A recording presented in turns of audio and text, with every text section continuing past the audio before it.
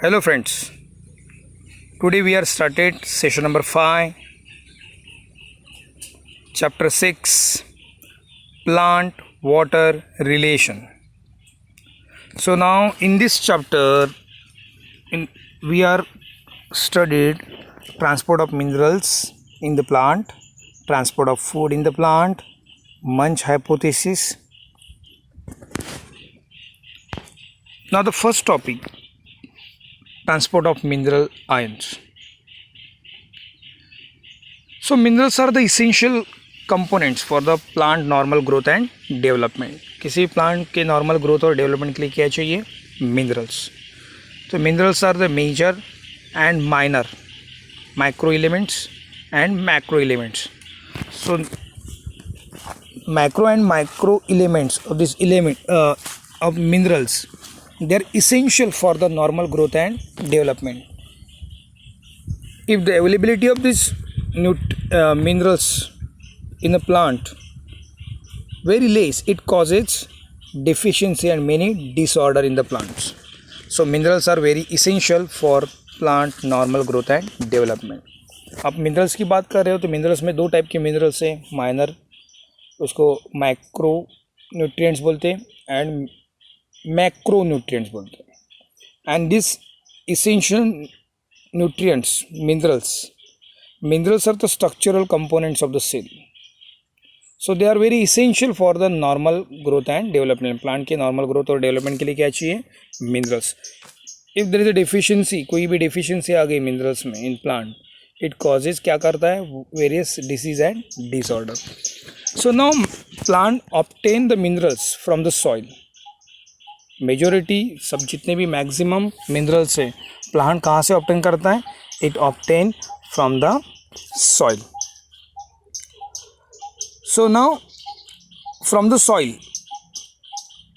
Through the root system the translocation of minerals takes place along with the water. तो जो soil में जो minerals है वो किसके साथ ट्रांसलोकेटेड होते हैं? With the help of water. Along with the water it translocated in the plant parts. So mineral translocation is a uploading method, and this uploading method occur in the leaves through the diffusion. So भी जो भी minerals है plant में वो uploading method से diffuse होते हैं. So higher concentration जो minerals है they are enter through the soil, from the soil through the with the help of water in the root system. मगर ये कैसे जाता है? With the help of diffusion. जो फिजिकल प्रोसेस है imbibition, diffusion और osmosis. But now here minerals absorption कैसे होता है? With the help of diffusion. With the help of diffusion it diffuse into the root system and translocated in the various part of the plants. So now this minerals they are translocated. This method is called as a uploading. This method is called as a uploading. So once again I will repeat. जो भी minerals है essential minerals है, okay. Now these minerals, ये minerals कहाँ से कहाँ जाते हैं? Minerals along with the water, soil से, soil solution से absorb किया जाता है root system with the help of diffusion process. And diffusion process से ये जो भी minerals है one by one it is passes, okay, diffusion through cell to cell and reaches every part of the plant where these minerals are require. And these are the uploading method. इस method को क्या बोलते हैं हम लोग? Uploading method. Okay. But now some minerals are also remobilise from the older senescent parts. कभी क्या होता है किसी भी प्लांट पार्ट का जो ओल्डर पार्ट है अभी वो सूखने वाला है, अभी उसका टाइम पीरियड निकल गया, उस टाइम क्या होता है? उल्टा डिफ्यूजन भी होता है फ्रॉम वो सीनेसेंस जो पत्ता पक गया है, अभी वो नीचे सीनेसेंस होने वाला है, गिरने वाला है, फॉल होने वाला है, या कोई भी प्लांट पार्ट्स जिसका टाइम पीरियड ख़त्म हुआ है वो अभी नीचे सीनेसेंस होने वाला, नीचे गिरने वाला है. तो उसमें जो मिनरल्स है वो मिनरल्स अगेन रीमोबलाइज होते हैं. वो अगेन वापस कहाँ पे जाते हैं? Leaves to petal to enter into the stem. तो ये अपलोडिंग मेथड है, मगर अपलोडिंग मेथड में some minerals are also remobilise. But now the structural components minerals like NPKs, sodium, phosphorus, potassium, sulfur, calcium, they are not remobilise. ये structural component है, ये सिर्फ रीमोबलाइज नहीं होते, वो पत्ते में सीने से पत्ते में निकल जाते।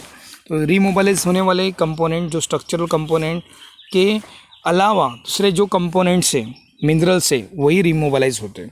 तो वापस once again I will repeat minerals and transportation of minerals ion in the plant. So by using uploading method, the translocation of minerals takes place by the uploading method. In uploading method, the diffusion play an important role. So now in the soil solution, the various minerals are present. These minerals are diffused into the root system, and in the root system they are translocated through the various part of the plant where it is necessary. So now some minerals they are also remobilized from the senescence part to the plant, means कुछ पत्ते हुए पके हुए पत्ते से वापस वो plant part में जाता है, but only few other minerals other than structural component. Structural component जो मिनरल्स है NPK, कैल्शियम, ये वापस रिमूवलाइज नहीं होता, वो उस पत्ते में ही रहेगा, मगर कुछ ऐसे मिनरल्स है वो रिमूवलाइज होते। So this are the transport of minerals ion. Now आप लोग डायग्राम देख सकते हो ना, here the soil solution, soil water में देख सकते हो। सो रूट सिस्टम यहाँ पे, रूट हेयर दिया है, water available to the plant. तो यहाँ पे सॉइल पार्टिकल्स जितने भी मिनरल्स है with the help of diffusion, आप लोग इस सेकंड डायग्राम में देख सकते हो, रूट हेयर दिया है तो यहाँ पे बहुत सारे सॉइल पार्टिकल्स है, कैल्शियम आयन है, कॉपर है, पोटेशियम है, मैग्नीशियम है, हाइड्रोजन आयन है, ये सब आयन कहाँ पे जा रहे हैं, it diffuse into the root system. तो यहाँ पे calcium ion, magnesium ion, copper, potassium, sodium, ये सब कहाँ पे डिफ्यूज हो रहे हैं, it diffuse from the soil particle to the root system. Okay, this method is called as uploading of minerals ion in the plant. तो ये transport of minerals ion है। Now next one is the transport of food. So food synthesized in the leaves by the process of photosynthesis in every plant by the process of photosynthesis. photosynthesis की वजह से क्या होता है, plant prepare their own food, organic food, और ये synthesize कहाँ पे होता है, in the leaves or in the young shoot. So the transport of food occur with the help of phloem, and this transportation occur in a bi-direction from source to the sink region. तो source किसको बोलेंगे, जो leaves आपको नीचे diagram में देख सकते हैं आप लोग, the food made by the leaves by the process of photosynthesis. तो source organ is the leaves and sink organ किसको बोले, अभी यहाँ पे ट्रांसलोकेशन ऑफ फूड कैसे हो रहा है, from source to the sink. Sink organ किसको बोलेंगे, जो कंज्यूमिंग ऑर्गन है, like bud, axillary buds, root, fruit, flower, all these are the sink region. So now transportation of food takes place from the source to the sink. Source is a leaf, जहाँ पे photosynthesis होता है, food बनता है. Okay, and now this translocation is a bidirectional.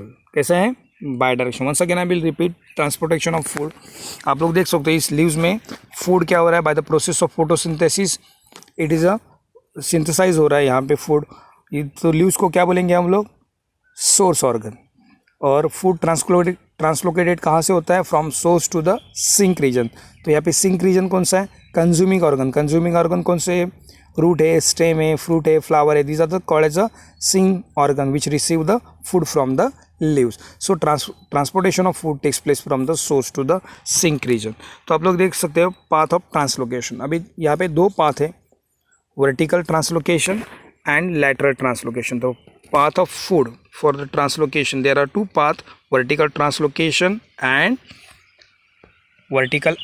lateral translocation. So now in vertical translocation the food is translocated in downward direction from leaves to the stem and root. तो vertical translocation में क्या होता है, leaves synthesize करता है food, वो ये translocated कहाँ से होता है, from leaves to the root. तो ये vertical translocation होता है. It occur in upward direction during germination of seed. सिर्फ वर्टिकल ट्रांसलोकेशन जर्मिनेशन, अभी देखो हम लोग एक पार्ट देखा कि translocated in vertical direction from leaves to the root.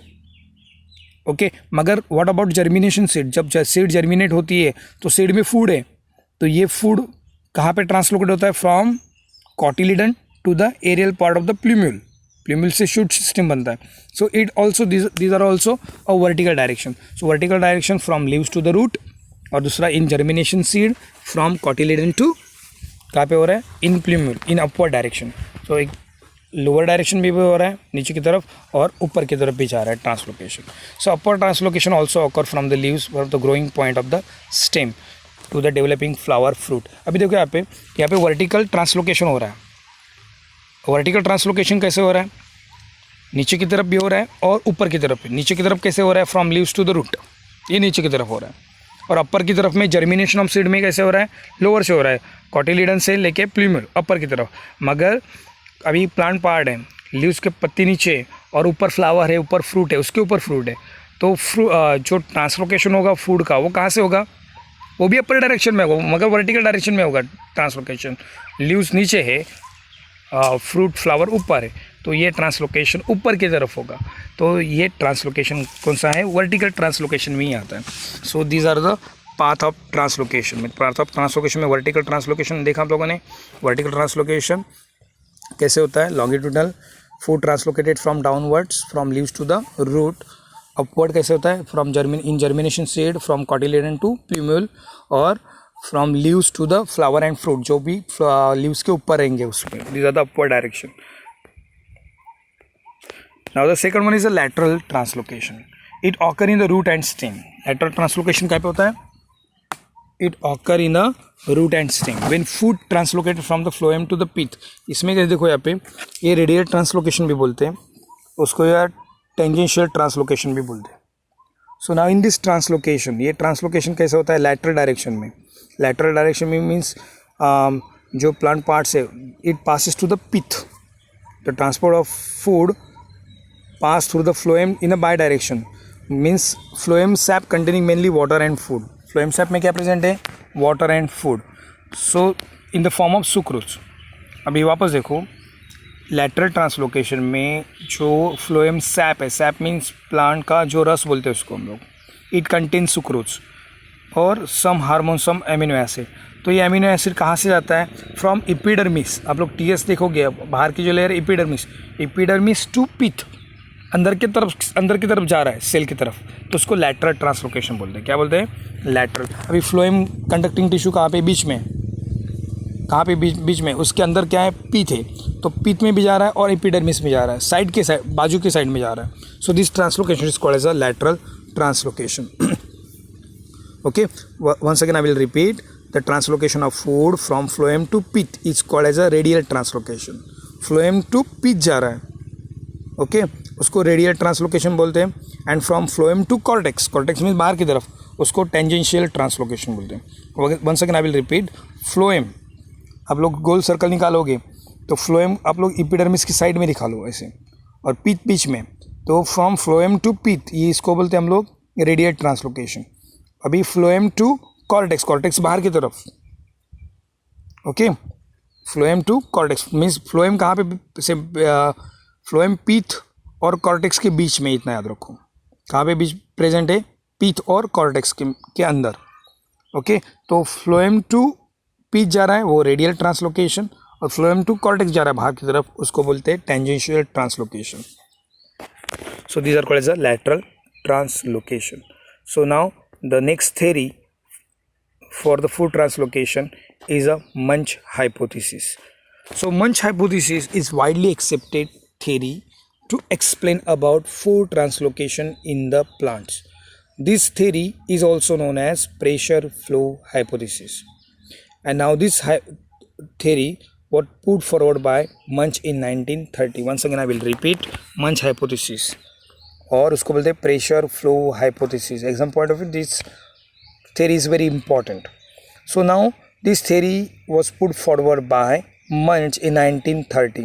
So this theory explain about the translocation of organic food in the plant through the phloem.